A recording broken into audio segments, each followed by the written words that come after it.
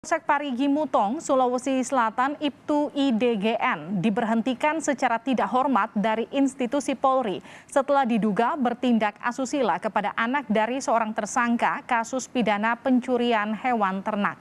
Sementara kasus terkait pidana umum masih dalam penyelidikan Direktorat Reserse dan Kriminal Umum Polda Sulawesi Tengah.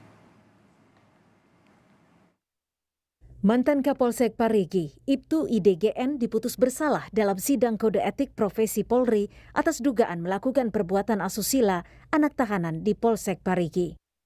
Dalam sidang tertutup, Ibtu IDGN diberhentikan secara tidak hormat sebagai anggota Polri. Hasil keputusan majelis hakim dalam sidang etik profesi disampaikan langsung Kapolda Sulawesi Tengah. Atas kasus yang mencoreng nama baik Polri, Kapolda Sulawesi Tengah Irjen Rudi Sufariandi meminta maaf pada masyarakat. Pelanggaran kode etik yang dilakukan oleh bekas Kapolsek, hari ini kita melakukan sidang kode etik. Sesuai dengan instruksi Kapolri, kita tidak boleh ragu-ragu untuk menindak, melakukan hukuman terhadap anggota yang melakukan kesalahan. Hari ini sidang baru selesai dilaksanakan sidang kode etik. Putusannya adalah merekomendasikan Ibtu IDGN untuk PTDH pemberhentian dengan tidak hormat dari kepolisian.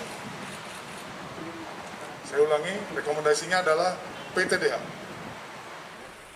Mantan Kapolsek Parigi Mutong, Ibtu IDGN menyatakan akan mengajukan banding atas putusan sidang etik profesi Polri. Kemudian dari putusan sidang KKEP tadi dinyatakan direkomendasikan untuk PTDH. Tapi dari pelanggar akan mengajukan banding atas putusan yang tadi didapatkan dalam sidang. Desakan agar kasus ini diusut menyeluruh datang dari Menteri Pemberdayaan Perempuan dan Perlindungan Anak, Bintang Puspayoga, yang meminta pemberatan hukuman pada pelaku.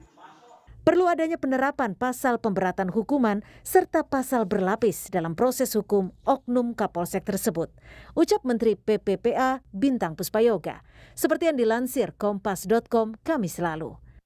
Sementara itu, penyidik Direktorat Reserse Kriminal Umum Polda Sulteng tengah melakukan serangkaian pemeriksaan saksi terkait dugaan tindak pidana di kasus ini. Tim Liputan, Kompas TV.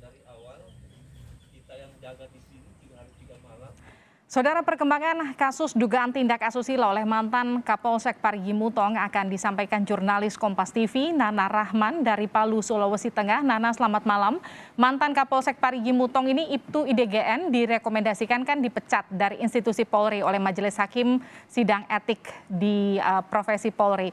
Lalu akan mengajukan banding. Apakah berkas banding ini sudah diajukan? Lalu apa alasannya kemudian mantan Kapolsek ini kemudian mengajukan banding?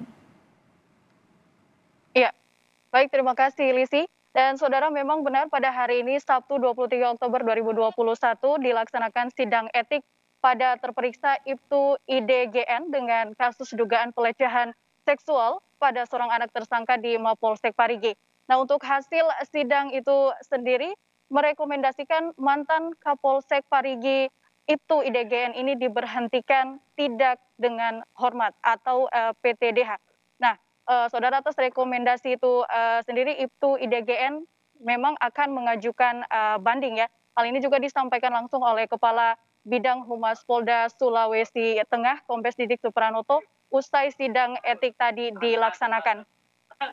Kemudian saudara, selain melaksanakan sidang etik, Ibtu IDGN juga memang masih akan menjalani pemeriksaan di Direktorat Kriminal Umum Polda Sulawesi Tengah. Dan sekali lagi, hal ini merupakan tindak lanjut dari laporan korban S beberapa waktu yang lalu. Nah, terkait pengajuan banding dari Ibtu IDGN sendiri, jadi di sini dari sidang itu kepolisian sendiri akan memberikan waktu selama 3 hari untuk pengajuan banding ini, dan persidangan memang masih akan tetap berlanjut. Seperti itu, Lisi. Ya, Nana, lalu terkait dengan kasus pidananya, bagaimana proses penyelidikan Direktorat Reserse dan Kriminal Umum Polda Sulawesi Tengah pada Ibtu IDGN ini? Ya, untuk proses penyelidikan sendiri sampai saat ini masih terus dilaksanakan dan juga untuk korban sendiri juga masih dilaksanakan pendampingan seperti itu, Lisi. Kondisi korban seperti apa, Nana? Ya, kalau ditanya soal kondisi korban saat ini, korban masih mendapatkan pendampingan juga, pendampingan hukum dari sejumlah bantuan hukum seperti itu, dan kemudian laporan korban ke Direktorat Kriminal Umum itu tetap dilanjutkan dan saat ini masih juga dalam tahap penyelidikan pemeriksaan saksi dan barang bukti. Begitu, Lisi. Oke, terima kasih jurnalis Kompas TV Nana Rahman dari Palu, Sulawesi Tengah.